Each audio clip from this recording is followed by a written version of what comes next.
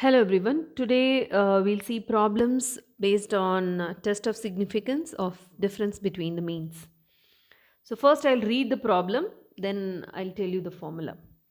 A sample of 100 bulbs produced by a company A showed a mean life of 1190 hours and a standard deviation of 90 hours.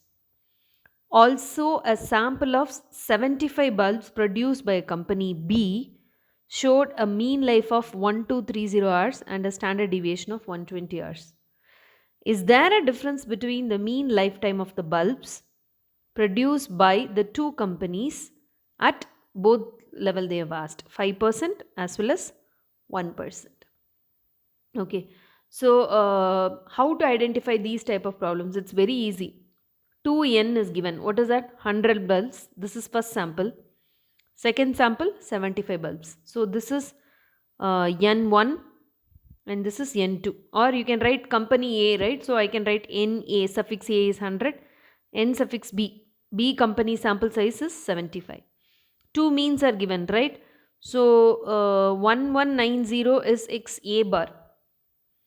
Okay, first mean company A mean, and 1230 is company B mean, so I'll write x b bar.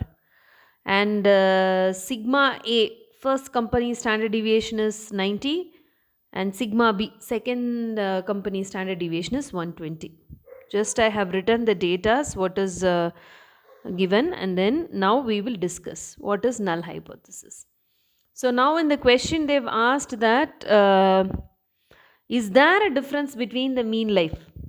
Okay, so I am fixing the null hypothesis that there is no difference. So H naught is no difference between the mean lifetime of bulbs. So what is the alternate hypothesis? So there is a difference between the mean lifetime of bulbs. That is the alternate hypothesis. So we will decide that we'll go for two-tail test, because when there is a difference it could be less than as well as it could be greater than. So we are going for a two-tail test. So these are the datas: XA bar first company mean, first company standard deviation, and first company sample size 100. This is second company mean, second company standard deviation, second company's sample size 75. So n suffix b, everything suffix b I have written, and this is the formula. That is x b bar minus x a bar, the difference between the means, divided by root of sigma b square by nb plus sigma a square by na. So numerator only square, we are not squaring the denominator. That is why I didn't put the bracket. So x b bar is 1230 minus, you write the bigger value. Okay, even otherwise we will take modulus, so it is not going to affect it. So 1230 minus 1190 divided by first 120 the whole square by 75 plus 90 the whole square by 110. Just substituted the values and we got the answer as 2.42. Okay, so now here we have to check with 1.96 and 2.58. So because we have decided to solve by a two-tail test, so this value is greater than 1.96 and this value is less than 2.58. So what we'll do, we will accept the hypothesis at 1% significance level and we will reject in this. Okay, so when you are writing each and every problem, you have to give the conclusion properly, that whether we are going to accept the hypothesis or reject the hypothesis. So even you can precisely, you can write the null hypothesis that there is no difference between the mean lifetime of bulbs is rejected at 5% level but not at 1%, because this value is less than 2.5 but not at 1% level of significance. Okay, if the same question, if they ask you to solve it by a one-tail test, if it happened to be a one-tail test, what are the values you will compare with? 1.645 and 2.33. Correct. So this 2.42 is greater than 1.645 and it is greater than 2.33. So in both the cases we will reject if it's a one-tail test. But if it's a two-tail test, we will reject in at 5% and we will not reject at 1% level. Okay, so we'll do one more problem. The mean of two large samples of 1000 and 2000 members are 168.75 and 170 centimeters respectively. Okay, so can the samples be regarded as drawn from the same population of standard deviation 6.25? So here there are two samples, right? First sample say N1000, second sample N2 2000. So I have written N1, N2. First mean 168.75, second mean 170. So I have written x1 bar, x2 bar. Now if you see the standard deviation, the hypothesis itself they are asking, can the samples be regarded as drawn from the same population of standard deviation 6.25? So standard deviation is going to be common for the both the values. So when you are writing the formula, you will write sigma 1 square plus sigma 2 square. Here sigma 1 is equal to sigma 2, correct? So that sigma square within the square root, if it comes out, we can take common, we can write sigma outside. If you want, you write 6.25 the whole square plus 6.25 the whole square, and then you can take it common. In this problem, sigma 1 is equal to sigma 2. I'll write sigma 1 is equal to sigma 2. So sigma 1, sigma 2, sigma, everything is same, 6.25. So I've taken it common, substituted the values, and then this is inside the square root, right? So finally we are getting 5.16.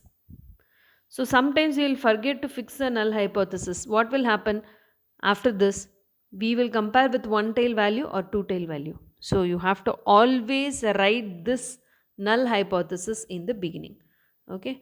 So I just wrote, I didn't write it in the beginning because I want you to think, if we didn't write, what will happen? Which value we will compare with? So I'm fixing the null hypothesis that H naught as the samples are drawn from the same population, because that was our question, right? Can the samples be regarded as drawn from the same population? So we fix the null hypothesis that the samples are drawn from the same population. What is the alternate hypothesis? They are not drawn from the same population. It may fall on either side of the mean, correct? So in that case, we'll take two-tail test only. So what are the values you have to compare in a two-tail test? It is 1.96 and 2.58. So 5.16 is obviously greater than 1.96, obviously greater than 2.58. So we reject the hypothesis. So what is the conclusion? We conclude that the samples cannot be regarded as drawn from the same population. So the formula is the same formula. Here since sigma is common, I have taken. Otherwise, how I will write sigma 1 square by n1 plus sigma 2 square by n2. That's it. We can easily identify these type of problems. 2 sample size, 2 mean, 2 standard deviation, over. So only thing is fixing the hypothesis and deciding whether it's going to be a one-tail test or two-tail test. We'll see one more problem. I'll read the question. An elementary school examination. The mean grade of 32 boys was 72 with a standard deviation of 8, while the mean grade of 36 girls was 75 with a standard deviation of 6. Test the hypothesis that the performance of girls is better than boys. Now, what is a keyword? The moment you see something is equal, then you will write not equal, but here it is better. Okay, so this is a clue.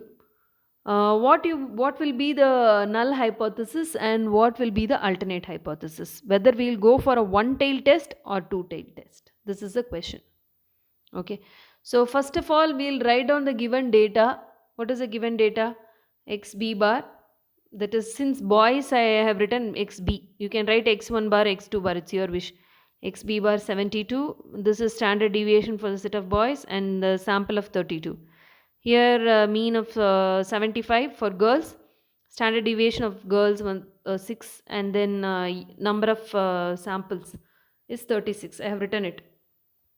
So just think what could be the null hypothesis and what could be the alternate hypothesis and which test we are going to do. Because using the formula, as I told you, formula is xg bar minus xb bar by root of sigma g square by ng plus the square root is common for all, plus sigma b square by nb We can substitute the values and we got 1.73. So now I have to compare this with what is the question. What could be the null hypothesis? I'm saying that performance of girls is better than boys. So I'll agree. So this is what they have given clearly. Test the hypothesis. So this is the hypothesis. H naught is performance of girls better than boys. What is the alternate hypothesis? The performance of girls not better than boys. Correct. So when I say not better than, already girls are better, right, than boys they have given. Not better means I have to check only once, one tail. So if girls are, the performance of girls are less than boys, so only one thing you have to check. So you are going for a one tail test. So here if you remember, one tail test, inferior at least 95. So it is like if the question is performance of girls and boys are equal, then in that case alternate hypothesis you will say not equal and you will go for a two tail test. But here it has given clearly performance of girls is better than boys, so we will go for a one tail test. So we are going to compare the value with 1.645 for 5% and 2.33 at 1%. Since they didn't give which percent significance level, we will compare with both the values. That is not a problem. So 1.73 is greater than 1.645. So we reject at 5%. But here if you see 1.73 is less than 2.33. So we accept at 1%. So how you will conclude the final one? The difference in the performance of girls and boys, the examination is significant at 5% level but not at 1% level. Because at 5% level the difference is more, that is why it is going outside. So it is significance at 5% level but not at 1% level. So if you write the hypothesis clearly, you can write the conclusion that we reject the hypothesis at 5% and accept at 1%. We'll see another problem. Yes. A random sample of 1000 worker in a company has mean wage of rupees 50 per day and standard deviation rupees 15. Another sample of 1500 workers from another company has a mean wage of rupees 45 per day and standard deviation rupees 20. So we got the data. N1 is 1000 and N2 is 1500. Mean wage of first one, x1 bar is 50, x2 bar is 45, mean here. Standard deviation is 15 here, standard deviation is 20 here. So we got x1 bar, x2 bar, sigma 1, sigma 2, n1, n2. So we have identified that we have to use this formula, z is equal to. So it is very easy to find out. Now the question is, does the mean rate of wages varies between the two companies? So how I will fix a null hypothesis? That it does not vary.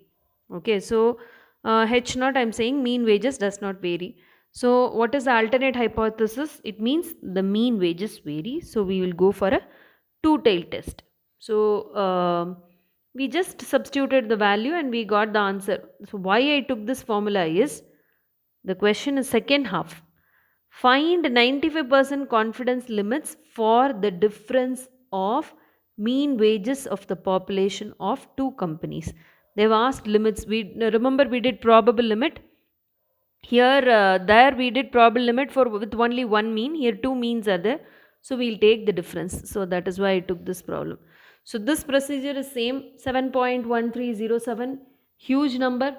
Definitely it is greater than 1.96 and it is greater than 2.58. Therefore we reject the hypothesis. So what do you mean by that? My hypothesis is mean wages does not vary. So I am saying that the difference between the mean wages is significant at 5% and at 1% level of significance. So this is the conclusion. I repeat, the difference between the mean wages is significant at 5% and 1% level of significance. It means the mean wages does not vary, I am saying. So, but the conclusion says that definitely there is a difference because these values are greater. So now coming back to the probable limits, this is a formula. So x1 bar minus x2 bar plus or minus 1.96 root of sigma 1 square by n1 plus sigma 2 square by n2. So x1 bar minus x2 bar is nothing but 50 minus 45. So 5 plus or minus. We have to simplify and we'll get one value is plus with one value minus. You'll get two values. So one is 3.626. The other one is 6.314. Now it's visible. 6.314. So we conclude that with 95% confidence. Since they have asked 95%, we have used 1.96. If it's 99%, here in the formula we'll use 2.58. That's the difference. So with 95% confidence that the difference of population mean of wages between two companies lies between, you can what is that? You can truncate the last digit. So lies between 3.63 and 6.374. So 6.37 you can write. So this is a conclusion. So I told 1, actually it is 7 when you simplify. So this is an example of difference of mean along with the probable limit. That's it. These type of problems are very, very, very easy. So in the exam, if you see two means, two standard deviation and two what is that n, then automatically this is going to be the formula. So in the next class we'll see t distribution, and then we have chi-square distribution. With these two topics the sampling will be over. Thank you.